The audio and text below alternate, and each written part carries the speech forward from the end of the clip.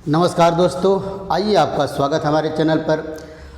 पिछले लेक्चर में हम लोग यूनिट डिजिट इकाई के अंक का टॉपिक कंप्लीट कर चुके हैं। यूनिट डिजिट के बाद मैं आपको लास्ट 2 डिजिट पढ़ाऊंगा। लास्ट 2 डिजिट हमारे एग्ज़ाम में बहुत ज़्यादा नहीं आते हैं, लेकिन लास्ट 2 डिजिट अगर हम लोग कॉन्सेप्ट जानते रहेंगे तो कैलकुलेशन में इसका बहुत ही अच्छा यूज है।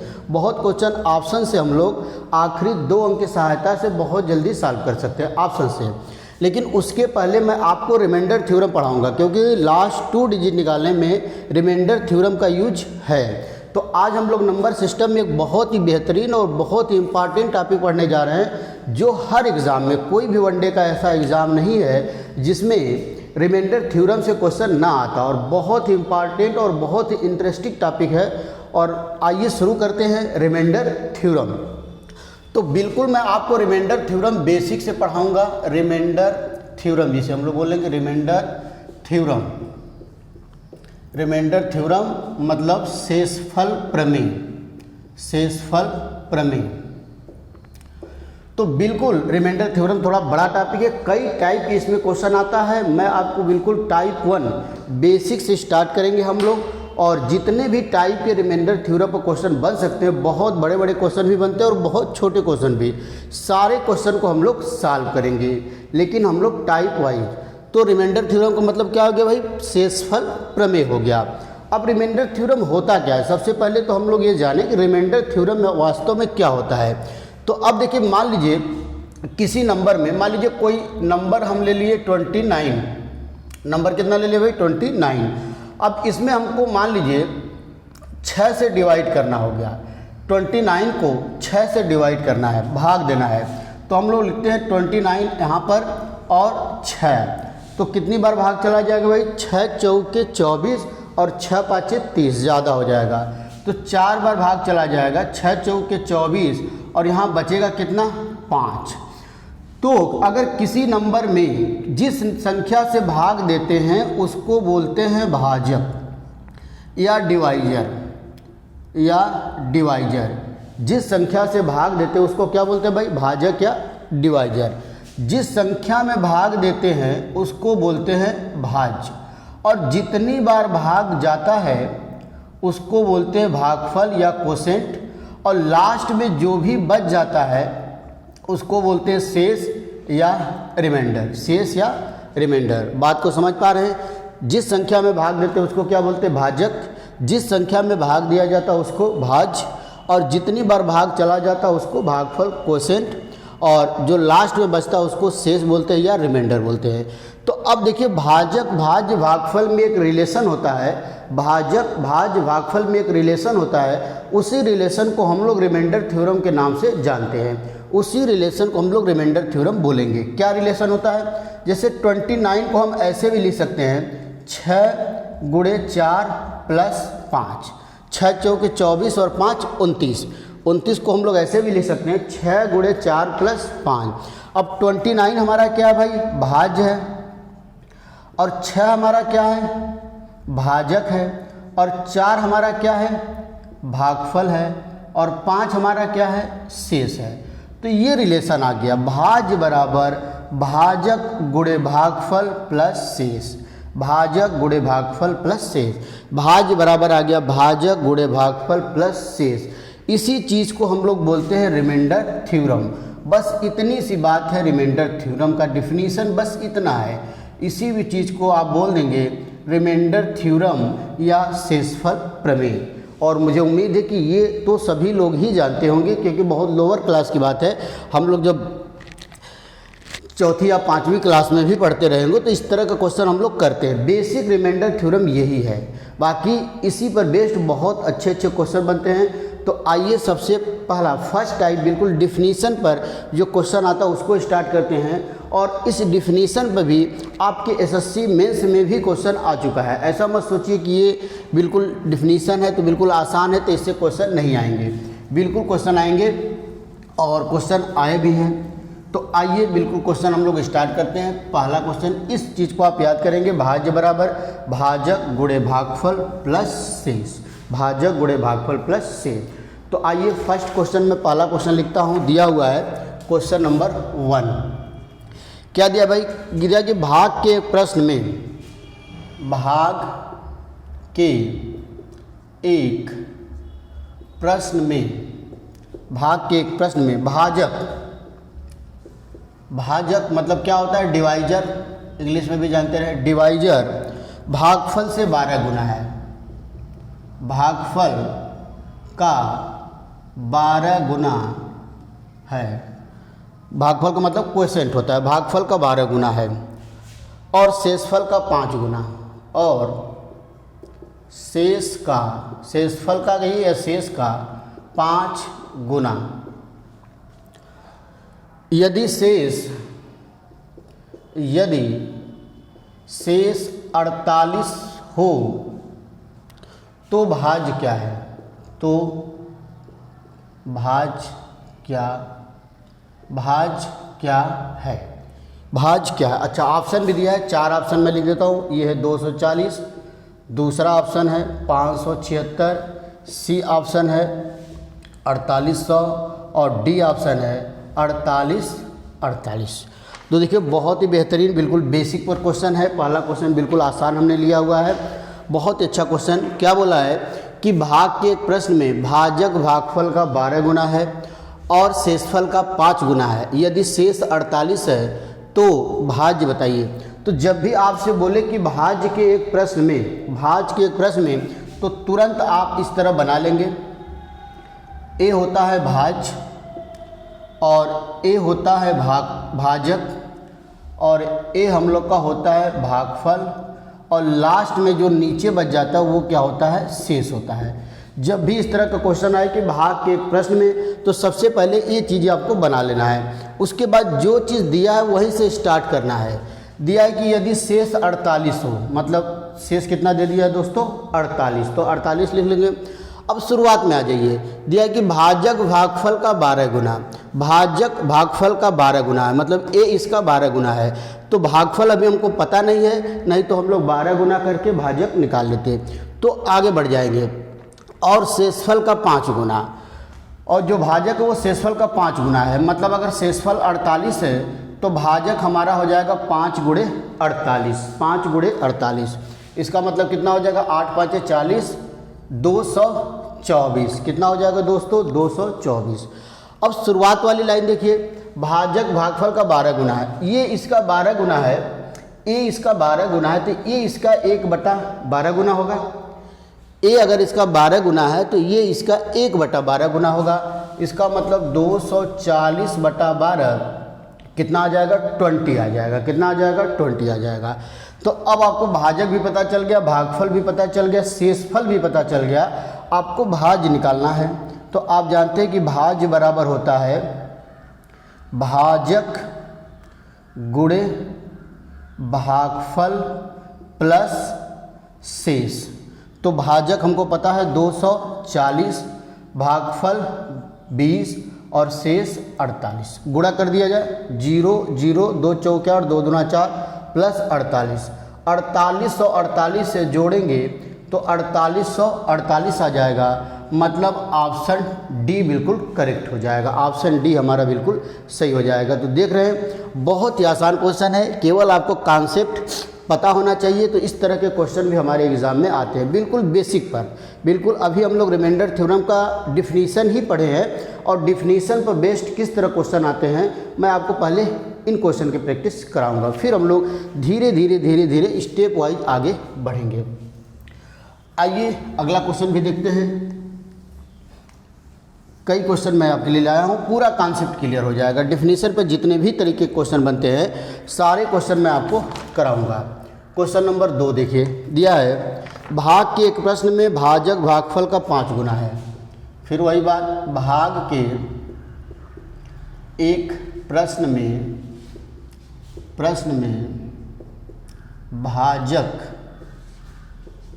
भागफल का 5 गुना है। भाग के एक प्रश्न में भाजक भागफल का क्या है भाई, 5 गुना, और शेषफल भागफल का 3 गुना है, और शेषफल कितना भाई, शेषफल भागफल का 3 गुना है, और शेषफल भागफल का 3 गुना है और शेषफल भागफल का 3 गुना है।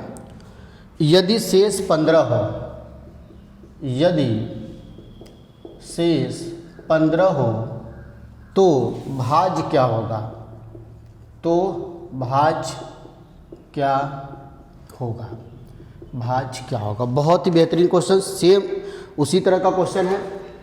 सबसे पहले जब भी इस तरह दे तो आपको सबसे पहले इसको बना लेना है। यहाँ पर आपको लिखना है भाज्य, यहाँ पर आपको क्या लिखना है भाई? जिस नंबर से भाग देते हैं मतलब भाजक, और जितनी बार भाग जाता है उसको बोलते हैं भागफल, और लास्ट में जो बच जाता है उसको बोलते हैं शेष मतलब रिमाइंडर। शेष मतलब रिमाइंडर।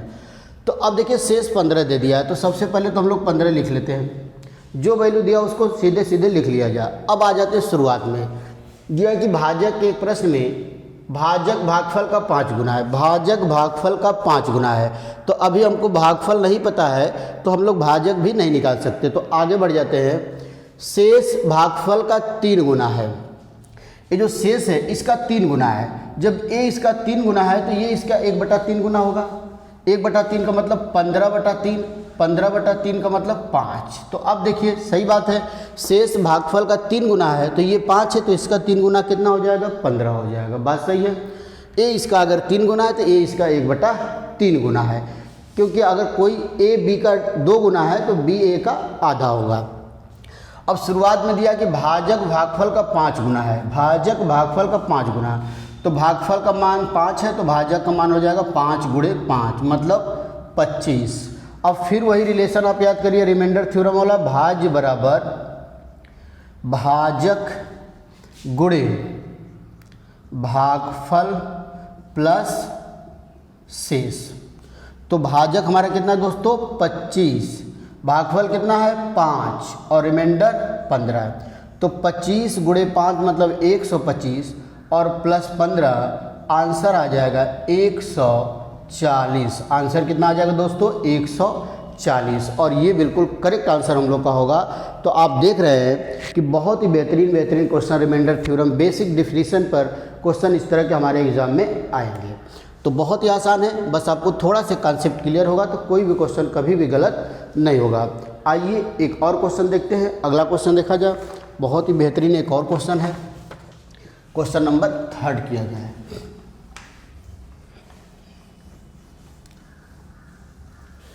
आइए दोस्तों अगला क्वेश्चन मैं आपको कराता हूं। देखिए अगला क्वेश्चन क्या दिया है।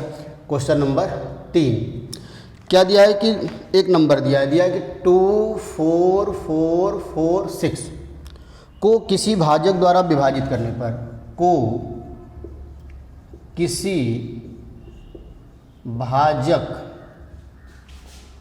द्वारा विभाजित मतलब डिवाइड करने पर, विभाजित करने पर भागफल, जो भागफल है वो 79 आता है या है, भागफल 79 है, और शेषफल, और जो शेष है वो कितना है भाई? शेषफल 35, शेषफल 35 है। तो भाजक कितना होगा? तो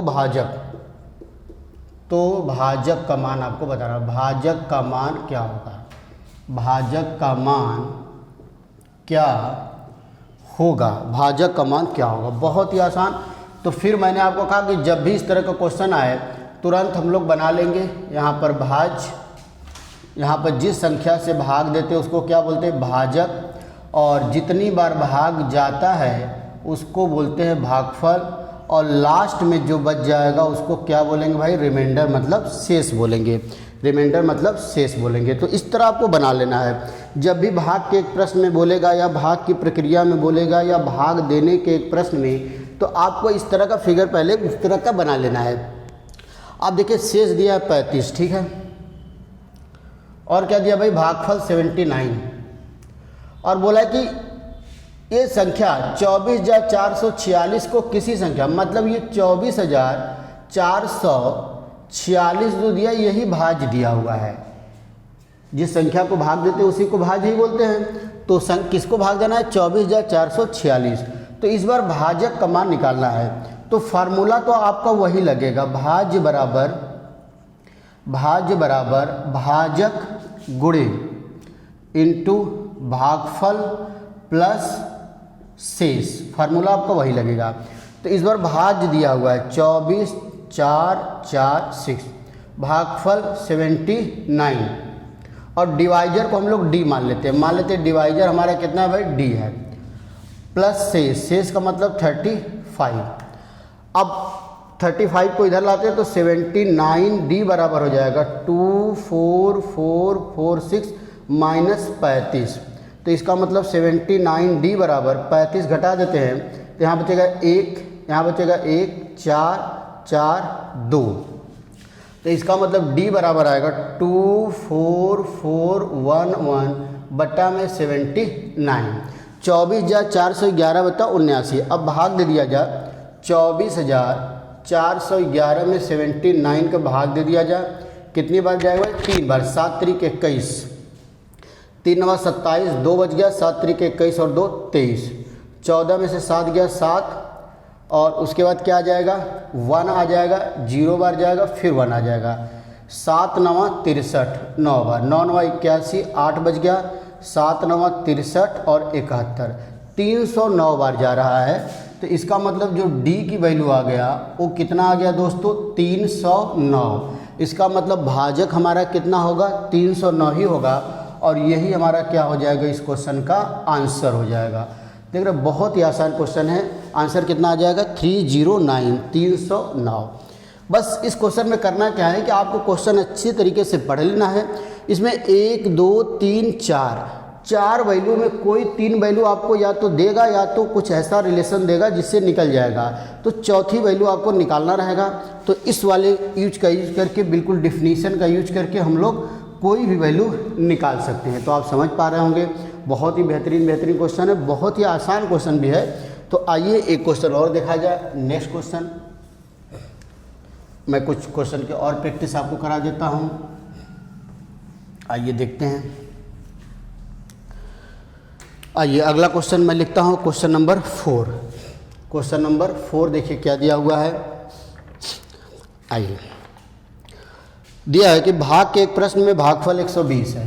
फिर वही बात, भाग के एक प्रश्न में क्या है भाई, भागफल 120 है, भागफल 120 है, भाजक 456 है, कामा भाजक 456 है और शेष 333 है, और जो शेष है, शेषफल है, शेषफल मतलब शेष 333 है। तो भाज्य का मान क्या होगा। फिर भाज्य पूछा है, तो भाज्य क्या होगा, तो भाज्य क्या होगा। क्लियर है। तो जैसे भाग के एक प्रश्न में बोला, तो मैंने आपको बताया कि सबसे पहले हम लोग को ये चीज़ बना लेना है भाई। सबसे पहले इसको बना लेना है। यहाँ क्या लिख लेना है हमको, भाज्य, यहाँ क्या लिखना है, भागफल, और जिस संख्या से भाग देते हैं उसको क्या बोलते हैं, भाजक, और लास्ट में जो भी बच जाता है उसको क्या बोलते हैं, शेष। शेष मतलब रिमाइंडर। अब देखिए क्या दिया, भागफल 120 दिया है, मतलब इसकी वैल्यू कितना दे दिया, 120, और भाजक 456, तो ये दिया है 456, और शेषफल 333। तो भाज्य पूछा, बिल्कुल आसान है, बिल्कुल डिफिनीशन पर।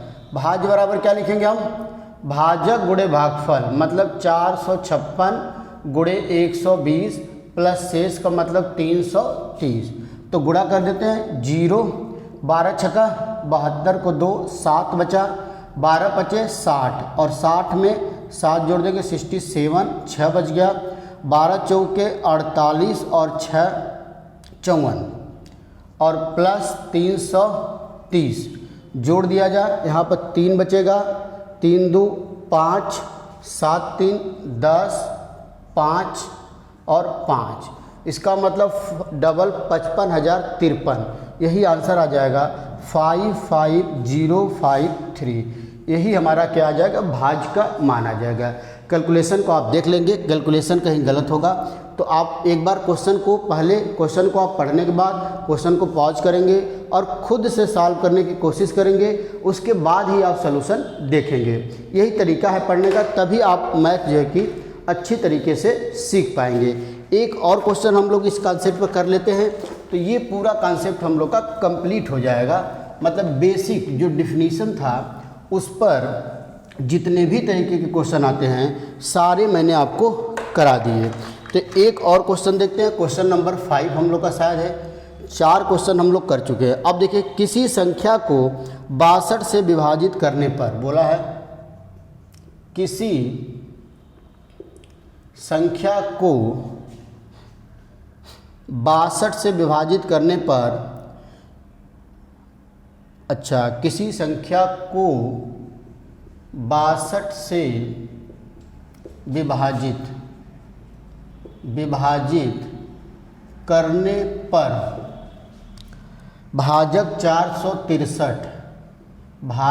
463 है और शेषफल 60 और शेष 60 आता है, शेष 60 आता है, तो वह संख्या क्या होगी? तो वह संख्या क्या होगी? बहुत ही आसान क्वेश्चन और बहुत ही अच्छा क्वेश्चन है। तो फिर वही बात बना लेते हैं हम लोग। यहाँ पर क्या लिखेंगे? भाजक, और जिस संख्या में भाग देते हैं उसको भाज्य, और जितनी बार भाग चला जाता उसको भागफल, और लास्ट में जो भी बच जाएगा उसको क्या बोलेंगे दोस्तों? रिमाइंडर। सब काम करने के बाद लास्ट में जो शेष बच जाता है उसको शेष ही बोलते हैं, मतलब रिमाइंडर ही बोलते हैं। तो आइए देखिए क्या बोला है। बोला किसी संख्या को 62 से भाग देने पर, तो इसका मान 62 दिया हुआ है। किसी संख्या मतलब भाज में 62 से भाग देने पर भाजक 463। अच्छा, ये भाजक 62 दे दिया, तो ये भाजक नहीं होना चाहिए। अब देखिए यहाँ पर भागफल होना चाहिए, यहाँ पर गलत है, यहाँ पर होना चाहिए भागफल। तो भागफल कितना आ रहा है? 463। तो क्वेश्चन में गलत दिया था। अगर आप क्वेश्चन पढ़ के आपको ये समझ में आ रहा है कि क्वेश्चन में कुछ मिस्टेक है, क्वेश्चन में गलती है, तो आप समझ लीजिए कि आपको बहुत ही अच्छी तरीके से वो कॉन्सेप्ट समझ में आ रहा है। क्योंकि गलत चीज़ को पकड़ना बड़ा मुश्किल है। जैसे आपको जो है कि 4 ऑप्शन दिया है, तो सही ऑप्शन निकाल लेते हैं, उसमें से गलत चूज करना बहुत ही मुश्किल काम है। वो काम वही कर सकता है जिसको उस क्वेश्चन पर पूरा कमांड हो, पूरा कॉन्सेप्ट क्लियर हो। तो भागफल कितना दिया? 463, और शेषफल कितना दिया है? 60। तो वह संख्या मतलब भाज्य ही पूछ रहा है, वह संख्या मतलब भाज्य पूछ रहा है। तो फिर वही बात, भाज्य बराबर भाजक गुणे भागफल प्लस शेष। तो भाजक का मान दिया है कितना भाई? 62, भागफल का मान 463 प्लस 60। तो अब गुणा कर दिया जाए। 463 में 62 का गुणा करिए, 2 3 6, 2 6 12, 2 चौके 8 1 9, 6 3 18, 1 बच गया, 6 4 36 1 37, 3 बच गया, 6 चौके 24 और 3 27। तो कितना आ गया? 6 8 2 10, 9 1 10 7 17, 8 2 28 0। अब इसमें 60 ऐड कर देना हमको, 60 जोड़ देंगे, 6 6 7 8 2। इसका मतलब ये आंसर आ गया 2 8 7 6 28,766। और यही हमारा क्या आ गया? भाज्य का मान आ गया, और यही हम लोग का क्या हो जाएगा दोस्तों? आंसर भी हो जाएगा। तो आज मैंने आपको रिमाइंडर थ्योरम क्या होता है ये बताया, और रिमाइंडर थ्योरम पर बिल्कुल बेसिक, रिमाइंडर थ्योरम के बिल्कुल कॉन्सेप्ट पर भाज्य बराबर भाजक गुणे भागफल प्लस शेष पर आधारित किस तरह के क्वेश्चन बनते हैं एग्जाम में, वो मैंने आपको कंप्लीट कराया। तो आज हम लोग का ये बिल्कुल बेसिक कॉन्सेप्ट क्लियर हो गया। फिर अगले क्लास में हम लोग रिमाइंडर थ्योरम का एक और कॉन्सेप्ट सीखेंगे, और उस पर मैं आपको कुछ क्वेश्चन की प्रैक्टिस कराऊंगा। तो आप आराम से पढ़ते रहिए। बहुत ही मैंने आपको बताया कि मैं आपको पूरा कोर्स जो है कि यूट्यूब पर कराऊंगा।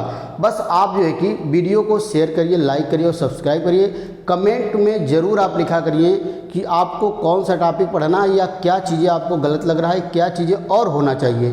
तो मैं उससे क्या होता है कि हमारा उत्साह बढ़ जाता है। जब आप कमेंट करते हैं कि सर ये चीज़ बहुत अच्छा लगा, ये बहुत अच्छा समझ में आया, या ये चीज़ नहीं समझ में आया, इसको थोड़ा सा और क्लियर करिए, तो उसको मैं समझ पाऊँगा, तो और भी अच्छा आपके लिए करूँगा।